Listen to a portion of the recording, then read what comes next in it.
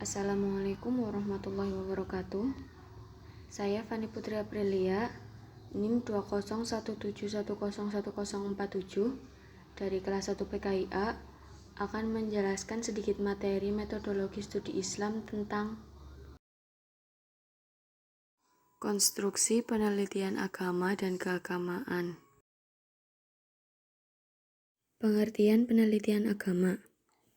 Penelitian agama adalah penelitian yang lebih mengutamakan pada materi agama, yang subjeknya adalah substansi agama Islam, seperti kalam, fikih, akhlak, dan tasawuf. Sasaran penelitian agama adalah agama sebagai doktrin.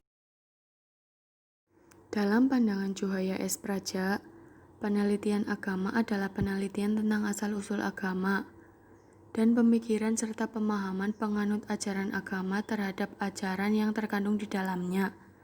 Dengan demikian, terdapat dua bidang penelitian agama yaitu 1.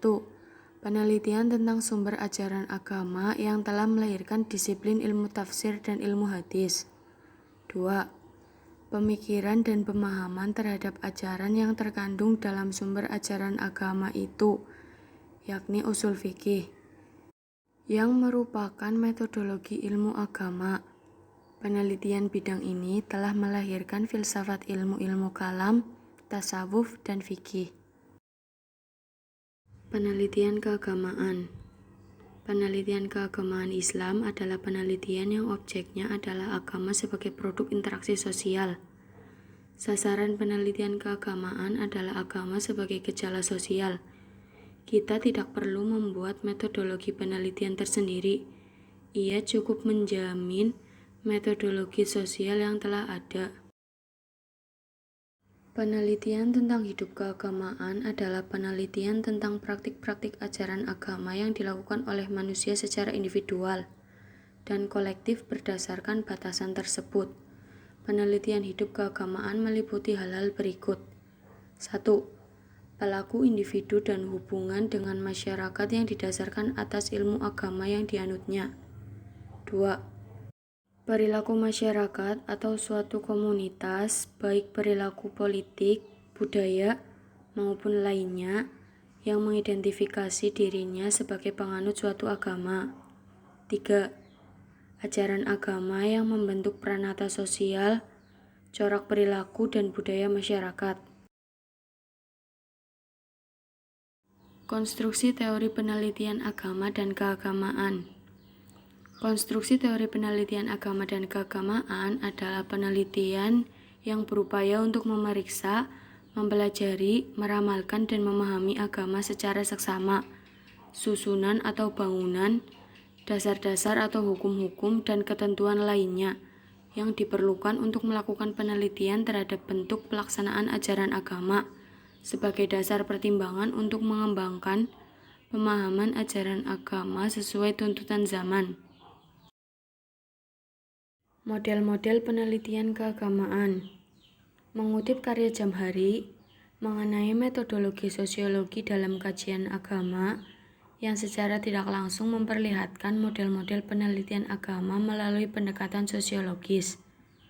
Model yang digunakan antara lain seperti 1. Analisis sejarah. Pendekatan sejarah bertujuan untuk menemukan inti karakter agama dengan meneliti sumber klasik sebelum dicampuri yang lain.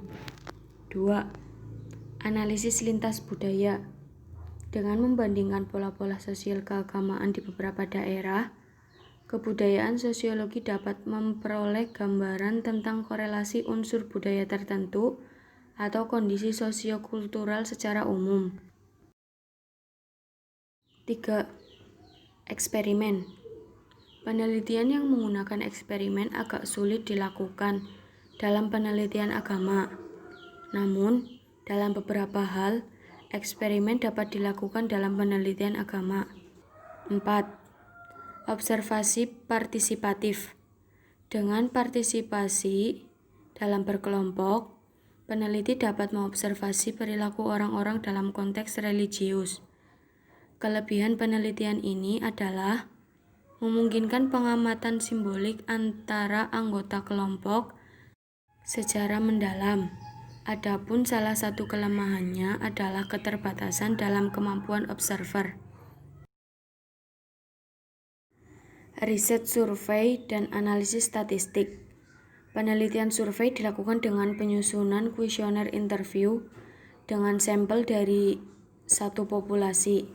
Sampel dapat berupa organisasi keagamaan atau penduduk suatu kota atau desa. Prosedur penilaian ini dinilai sangat berguna untuk memperlihatkan korelasi dari karakteristik keagamaan tertentu dengan sikap sosial atau atribut keagamaan tertentu. 6. Analisis isi. Dengan metode ini, peneliti mencoba mencari kekurangan dari tema-tema agama, baik berupa tulisan, buku-buku khutbah, doktrin, maupun deklarasi teks dan yang lainnya. Berikut ini daftar pustaka yang saya gunakan. Terima kasih atas perhatiannya. Mohon maaf apabila ada kekurangan. Sekian dari saya. Assalamualaikum warahmatullahi wabarakatuh.